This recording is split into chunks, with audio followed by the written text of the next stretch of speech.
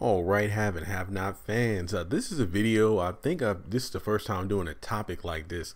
To me personally, this is pretty big news. And again, you might not think so, but to me, it's a big deal. As you all know, I started tweeting about the haves and the have-nots when it first came out. Basically, I was tweeting along with the rest of the fans, just like everybody else, tweeting to other have and have-not fans, the cast members, just every Tuesday night. And then Wednesday morning for the aftermath, it was just nonstop tweeting. Then eventually I went to a blog and now YouTube.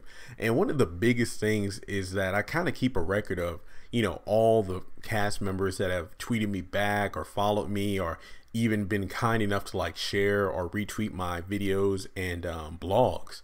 But out of all the characters up until now, I have never gotten a response back from John Schneider, aka Jim Cryer, or Tyler Perry. Just throwing that out there. But I'm just surprised that out of all the times, especially during a hiatus, John Schneider actually replied back to one of my tweets. And I believe this was a couple weeks ago, and I actually made a video about it. Was a what if what if Jim and Candace never met, or Candace never decided to target Jim Cryer for blackmail. And his response was, Amanda would still be alive, Catherine would leave me alone, and Veronica will have her mind back.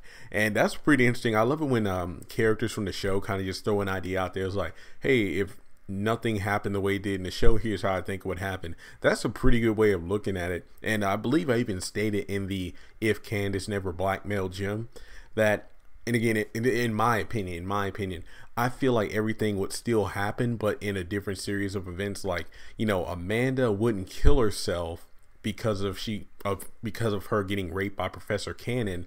She would probably off herself due to the stress of law school. Remember, she felt like she was being ignored by her parents when she said she wanted to quit law school to go to, be a fashion designer.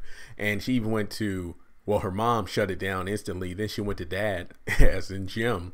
And Jim said, no, you're not quitting law school. And then it's like, you're not listening to me. And you know what happens what I do to myself when I'm feeling ignored, meaning that she would try to, hurt herself. So I feel like the pressures of law school, instead of being raped, remember, she failed her test, basically bombed it. Then, she dressed up like a hoochie to get a retest, which led to her getting raped.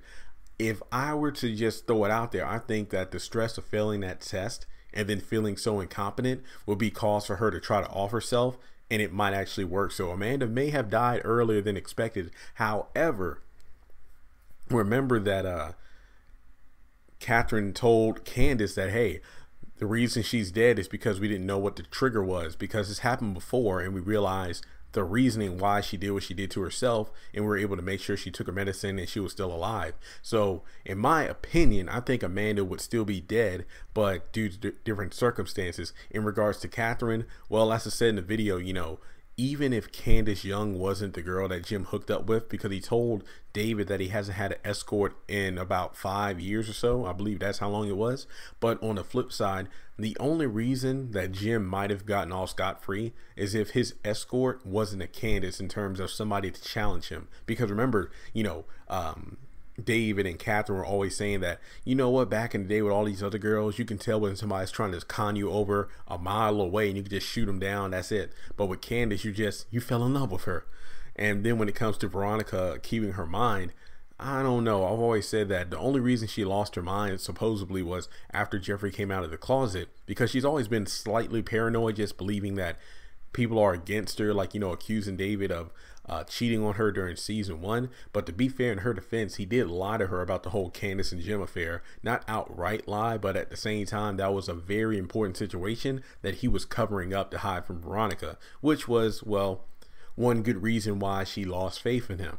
So again, I think it was really cool that John Schneider actually retweeted, and I believe actually retweeted my video. So that could explain why the video shot up a couple thousand views within 24 hours after he did. So again, John Schneider, I appreciate your support in my videos as I'm supporting the haves and have-nots. So if you wanted to do so in the comment section below, listeners. If you have any, well, I don't know if you saved these or screenshotted. Have you ever had any of the have and have not cast members just answer back any of your questions, or any other famous celebrities on Twitter that you feel like, hey, you know what? This one time one of my tweets got liked by so-and-so and it was almost as good as an autograph. So with that being said, I feel like my have and have not collection is complete in terms of the cast members who actually responded to my tweets. So until then, I'll see you in the next video.